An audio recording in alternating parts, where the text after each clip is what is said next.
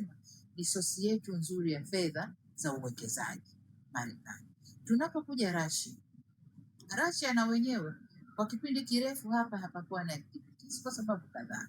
Kwanza kwamba mabadiliko ya siasa za dunia, lakini pili vikwazo wanavyowekewa Russia, lakini na sisi kwa upande wetu miaka ya 80, 70, mwisho 80 tuliingia kwenye adjustment program, structural adjustment programs ambazo zinasimamiwa na World Bank, na kwa wakati ule hatukuweza kufanya na watu wengine wowote isipokuwa wao.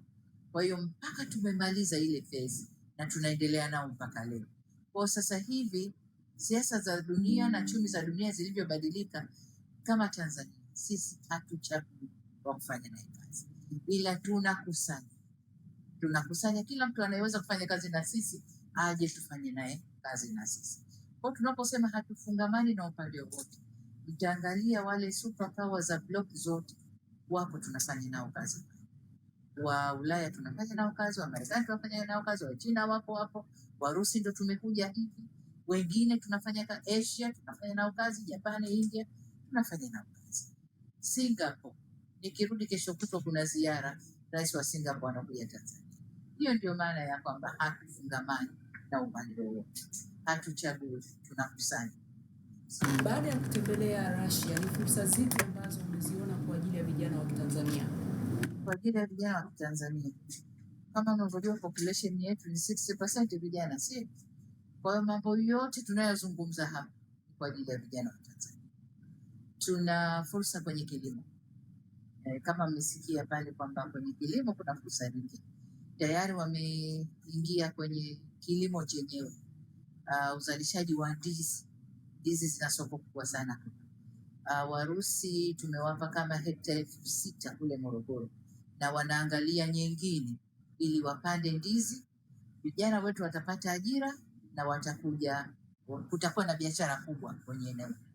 Lakini fursa nyingine ni uwekezaji kwenye viwanda, kwenye kuongeza thamani ya mazao ya kilimo, lakini viwanda vitakavyozalisha dawa, vitakavyozalisha chanjo kwa ajili ya watu na wanyama, ajira ni kwa watu.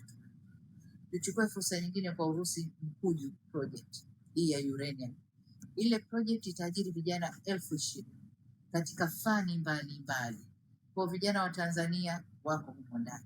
Elimu, vijana wa Tanzania wanasoma hapa, tunapata scholarship 150 kwa mwaka, lakini tumeomba katika mazungumzo yetu na Rais Putin ametukubalia atatuongeza nafasi nyingine zaidi. Watakao kuja soma hapa ni vijana wa Tanzania, na kati yao kuna ambao wanasomeshwa na serikali ya Urusi, wengine ambao wako kwenye masomo ya nuclear science wanalipiwa na hawa Mantra au Rosatom, wanawalipia na serikali inajazi, lakini wengine wanakuja kwa Samia scholarship. Kwa hiyo tutapata nafasi zaidi za vijana wetu kuja kufunza fani mbalimbali hapa ndani. Upande wa biashara ni vijana wafanya biashara. Tumesema tuna fedha kwa ajili ya biashara za vijana. ATC inaanza safari kuja Russia. Hii ndege itajaa kuja, itajaa kurudi. Itakuja na watalii, itarudi na watalii. Itakuja na wafanyabiashara, itarudi na wafanyabiashara. Ni vijana wa Tanzania watakaofanya hiyo biashara. Hapa mazungumzo yaliyofanyika hapa baina ya business community ya Tanzania na Russia, mambo mengi watakubaliana hapo katikati. Ni vijana wa Tanzania watakaofanya biashara hizo, lakini pia watakaopata ajira katika biashara zitakazoanzishwa. Kwa hiyo faida kwa vijana wa Tanzania ni kubwa sana, lakini kuwajengea tu jina. Kijana wa Tanzania anafanya kazi kwenye project ya Urusi, kijana wa Tanzania anafanya kazi project ya Marekani, project ya kwa vijana wa Tanzania watakuwa wenyeji dunia nzima, kwa sababu hatuchagui wa kufanya nao. Kwa vijana wa Tanzania wana fursa kubwa sana. Asante sana mheshimiwa. Swali langu ni namna ziara hii ambayo ni ya historia upande wa serikali, kama kuna mikakati ambayo itaweza kupima matokeo chanya ya ziara hii, kwa maana sasa ya kila sekta iwajibike kwa nafasi yake ili tuweze kama nchi kujipima. Kuna mikakati hiyo? Kama ninavyoelewa, tunaanza utekelezaji wa dira 2050 na katika dira tumeibua mambo matatu kule. Tumeibua mipango ya utekelezaji, lakini pia mikakati ya utekelezaji na vipimo tutakavyojipima navyo katika utekelezaji. Kwa hiyo ni vipimo vile vile tulivyoviweka kwenye dira ndivyo tutakavyovitumia katika utekelezaji wa miradi hii, kwa sababu miradi hii yote na yenyewe tunaibua kutokana na vipaumbele tulivyoweka kwenye dira yetu. Kwa hiyo tutakuwa na mfumo mzuri tu wa kujipima, tumefikia wapi, tunakwenda wapi, wapi tuko nyuma. Kwa hiyo jinsi ya kujipima tayari inaelezwa kwenye dira yetu ya miaka 25 inayo. Asante. Ningependa kufahamu kuhusu nyuklia. Umezungumzia sana maendeleo ya teknolojia na nyuklia. Katika uzalishaji wa umeme, wenzetu wa Bumbeni wanazalisha zaidi ya gigawati 200 na sisi tuko gigawati 400. Namna gani tutatumia nyuklia katika kuzalisha, hususan hasa tukiwa SGR na pia tunatumia. Asante. Nadhani katika business forum inayokuja tutasikia tunasema habari ya uzalishaji wa umeme kutumia nyuklia, lakini mipango yetu ni kwamba ifikapo 2030 tuwe na megawatts 8,000 kwa kutumia vyanzo mbalimbali, renewable energies, maji, jua, upepo. Lakini sasa tunajielekeza kwenye nyuklia, ambayo hii nayo lengo letu tukifika mwisho wa utekelezaji wa dira tuwe na megawatts 70,000. Sasa kuna teknoloji mpya ndani ya dunia, kwa sisi ni mpya, duniani imeshafanyika sana, ya kutumia nuclear energy. Kwa sisi wa Tanzania miaka 10-15 iliyopita, ukisikia kuzalisha umeme kwa kutumia nuclear energy, kila mtu alikuwa anaruka na tunakataa nuclear energy, hapana, hapana, hapana. Hatujui kwamba lile jambo lina faida, na kwa bahati nzuri Mungu katupa ile resource inayotoa nuclear energy. Tanzania ina deposit kubwa ya uranium, nadhani ni ya pili ya tatu ndani ya Afrika, na hiyo uranium ndio inayotoa nuclear energy ambayo itazalisha mambo mengine, lakini na umeme. Sasa tumeingia mkataba na wenzetu wa Urusi, kampuni ya Rosatom, kwa kampuni yao iliyoko Tanzania inaitwa Mantra Tanzania, ndio wanafanya utekelezaji wa hiyo. Wamefanya majaribio ya awali ya kuchimba uranium yenyewe, waone quality na waone the way wanavyoweza kupata kwa wingi. Wamepata, na kama mnavyoelewa nilikwenda kufanya uzinduzi na nikaona hiyo uranium ni kitu gani, lakini wanasema kwamba teknoloji walioitumia kwenye majaribio imeleta faida, lakini haikufikia ufanisi. Wamepungukiwa kwa 25%. Kwa walichofanya ndani ya kipindi chote hichi ambacho wako kimya, wameongeza teknoloji. Sasa wende wakakave ile gap ya 25%, wasiwe na upungufu, wachimbe au wapate matokeo makubwa zaidi. Sasa katika hapo watakapokuwa wanazalisha hiyo uranium, kuna uranium ambayo wataichukua, add value, wanachimba mchanga. Uranium ni changa tu, madini yako kwenye hilo mchanga, wanalipepeta mpaka wanapata madini yenyewe. Yale madini mengine watasafirisha kwa matumizi yao, mengine watazalishia umeme pale, na tumeanza mazungumzo, tunakwenda nao. Uzalishaji wa umeme wa nyuklia una masharti mengi ya ile taasisi ya ulimwengu ya atomic energy, nuclear atomic energy. Kwa hiyo inabidi mazungumzo yetu yafuate masharti yote mpaka tutakapokubaliana, ndipo sasa tutazungumzia kuingia kwenye mikataba ya uzalishaji. Na kwa wao wanasema ikifika mwaka 2029 kinu cha mwanzo cha uzalishaji umeme wa nyuklia itakuwa tayari. Kwa hiyo tunakwenda huko, lakini tuna kazi kubwa ya kuwafundisha Watanzania, kuwaeleza kwamba umeme huu hauna hatari.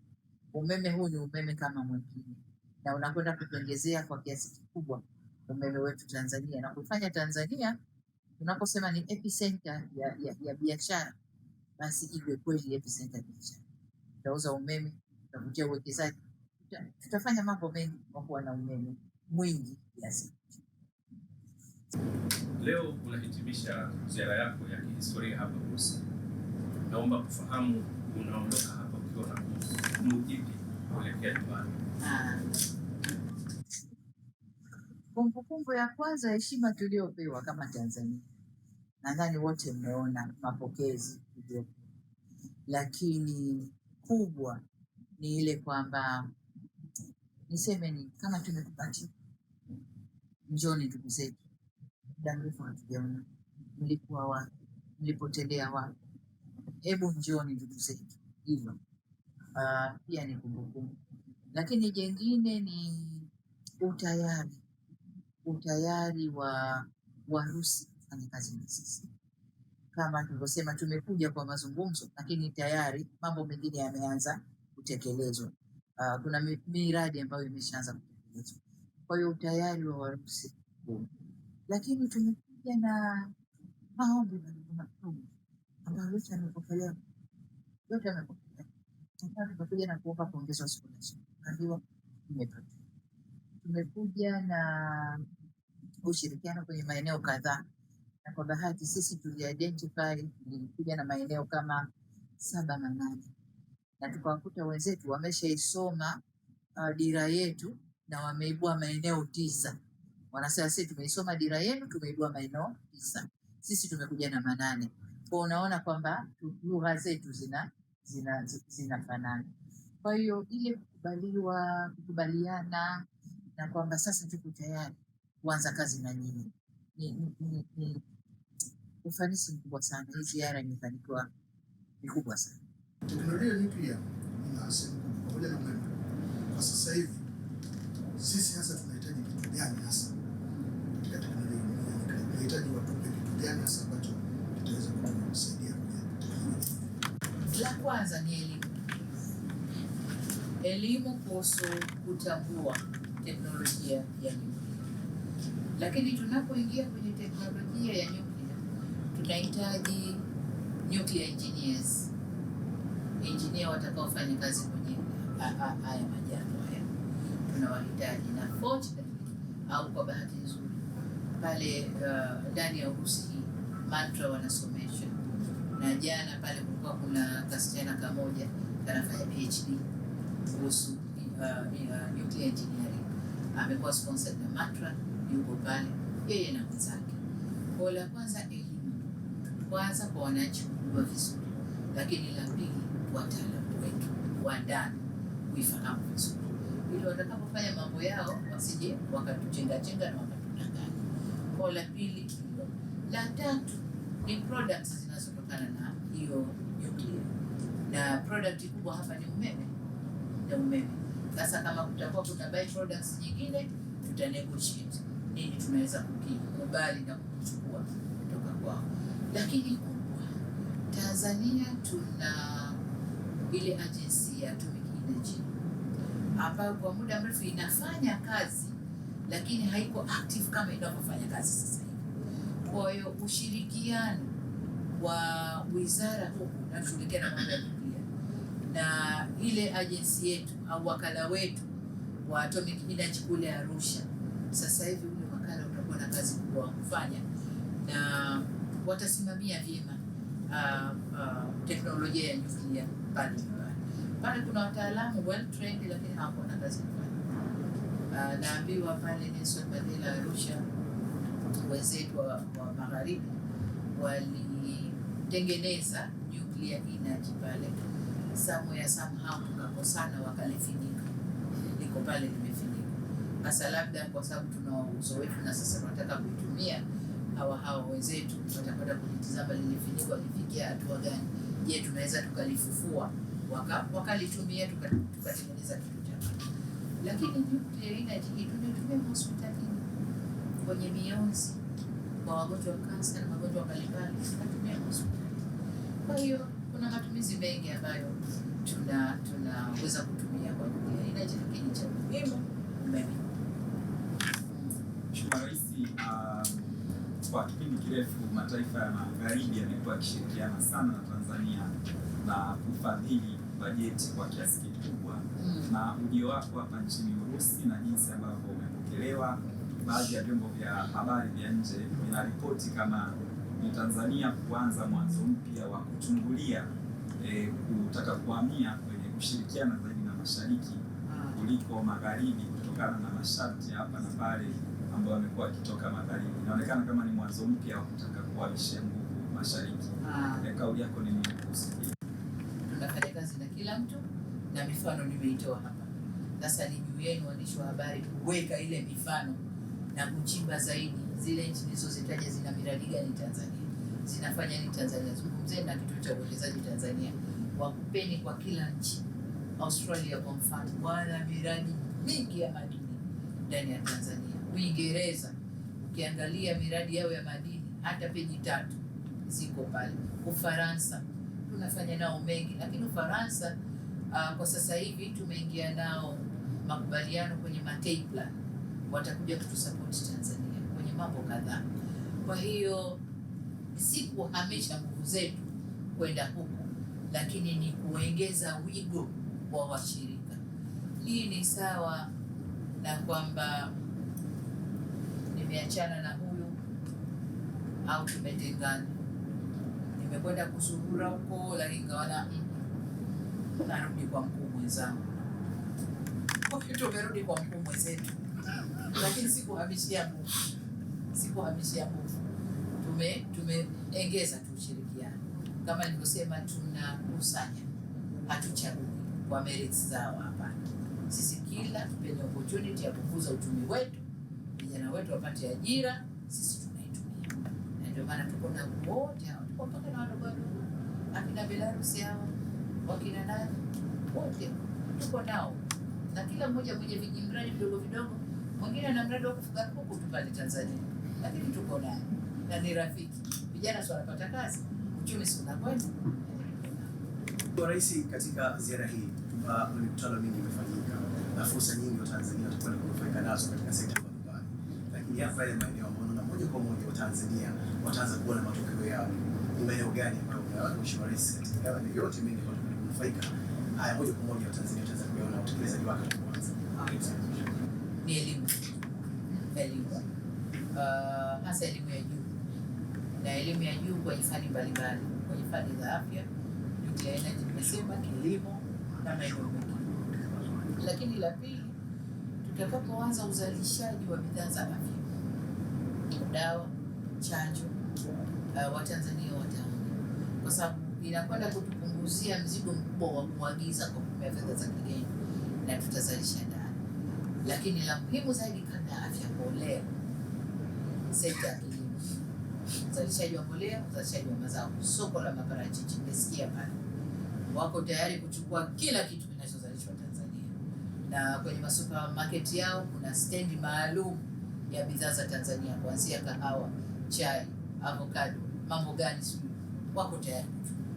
Kwa hiyo sisi wa Tanzania tuongeze tu jitihada kwenye uzalishaji, na kama mnavyoona serikali tunajitahidi kuwashika mkono wakulima waongeze uzalishaji, na hawa watu wako tayari kuchukua kila kitu. Waziri Komba ananiambia jana alikwenda kwenye hizo supermarket, amekuta korosho ya Tanzania imegaiwa mafungu 3, imeandikwa korosho ya wapi kule Tunduru, korosho sijui ya wapi, zimegaiwa kwa sifa mafungu 3. Kwa hiyo na wako tayari kuja Tanzania. Tuna industrial park ya kubambua korosho, washirikiane na sisi, waweke mashine zao, waajiri vijana wetu, to add value, waongeze thamani kwenye korosho, watoke pale na packages zao, hii korosho ya Tanzania lakini ya kampuni fulani ya Urusi. Kwa hiyo hizo ndio Watanzania watarajia, wataona haraka. Mheshimiwa Rais, Kiswahili umekuwa ukikipa uzito hali ya juu na kusukuma duniani, na katika chuo kile walichokupa shahada ya heshima jana, wameeleza namna gani wamekuwa wakitoa nafasi kwa wale wanaofanya vizuri kusomea Kiswahili. Ni kwa kiasi gani sasa Kiswahili chetu kitapata nafasi katika nchi hii ya Urusi au ukanda huu wa Mashariki? Asante. Jawabu kabisa. Ukweli kwamba kile chuo kinafundisha Kiswahili, basi Kiswahili kimepata nafasi. Na jana nilikutana na mama mmoja, mwalimu wa Kiswahili, ni Mrusi, anaitwa Natalie, ambaye ndio anaandika vitabu vyote vinavyofundisha Kiswahili kwenye vyuo vya Kirusi, na alinipa kitabu kimoja jana mfano. Kwa hiyo lakini hata ule rais wa kile chuo cha Rodin University alikuwa ananiongelesha Kiswahili. Kwa Kiswahili kimeenea. Hata nilipokuwa nikitoka, waandishi wa habari na kamera vyao, shikamoo mama, mama Samia shikamoo. Unajua kwamba Kiswahili kinaenea.